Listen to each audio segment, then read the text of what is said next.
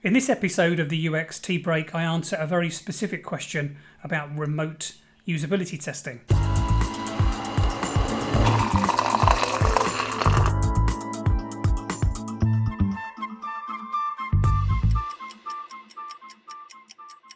This particular question came from Nicola Williamson, and Nicola asked a very specific question, my favourite kind of question. I'm about to do some remote usability testing, but I'm unable to give the user a login due to security. I'm left with the options of letting the user control my mouse over Zoom with some lag, or asking them to direct me to use the controls. What would you see as the pros and cons?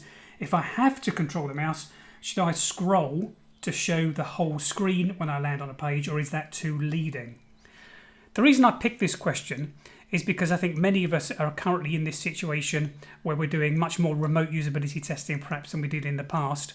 And this situation commonly occurs. It could be because, as here with Nicola, your system is behind several levels of security, so you can't put it on the internet. Or the other reason might be that you have your prototype running on your own laptop, and for some reason you can't put that on the internet, perhaps because it only runs because of other things that you need to be present on the laptop in order for them to use it properly. So I've come across both situations in the past, and I've tried these techniques where, first of all, I give the user not only the view of my screen, but I also give them the ability to control my mouse. And I've tried the other technique where I get them to command me and tell me where to go next. That first technique, where I give them control of the mouse, I strongly recommend you do not do that. It's a real problem, and that's because of the lag that you get. We've known since 1968, when Robert Miller published a paper on the response times that systems should have, that in order for someone to feel in control of a system, it needs to respond within 1/10 of a second or less when people are taking actions like scrolling or clicking, or the equivalent of what was available in 1968. And the problem with video conferencing software is none of it is that responsive when you factor in the lags over the internet. Also, you get variations in the delay as well, which makes things even worse. When I've used that technique in the past, I've given users control of my mouse. The problems that users have had in controlling the system because of the lags involved far outweigh the problems I've been able to find in the systems themselves. In other words, the systems have been almost useless. So I strongly recommend you don't do that. Now, the second technique is far from perfect, but it's better. With this technique, instead, the user now shares your screen, but now they command you as to what they want you to do next. And it's important that you treat it that way. So you shouldn't be scrolling and clicking to lead the participant. Instead, they tell you when and where to scroll to, and they also tell you what to click on. So the way to set this up is to say to the participant, imagine I'm a voice-activated computer.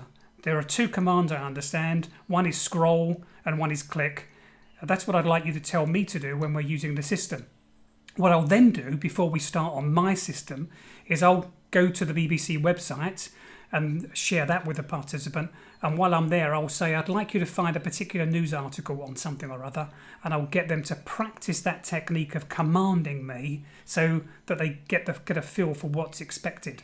Then I'll launch my system and get them to do the same thing. Now, the difference is, one of the problems you'll encounter is not only are they commanding you, but you also want them thinking out loud as they're using the system, because that's what you do with this technique to find out where people are struggling. And that's difficult for the participant, for whom clicking and scrolling is normally an intuitive thing, and now they're having to command you to do that. There's nothing you can do about that other than accepting the fact that it will affect this thinking aloud protocol that you normally use. One thing that can make it a little bit easier for you is to have a second person, a colleague, who plays the role of the computer and does all of the commands and responds to the commands for scrolling and clicking, while you can focus on getting the participant to think aloud. Well, I hope you found that a useful answer. If you did, please give the video a thumbs up and subscribe to the channel. If you have a question that you'd like me to answer in a future of these tea break videos, please post that below.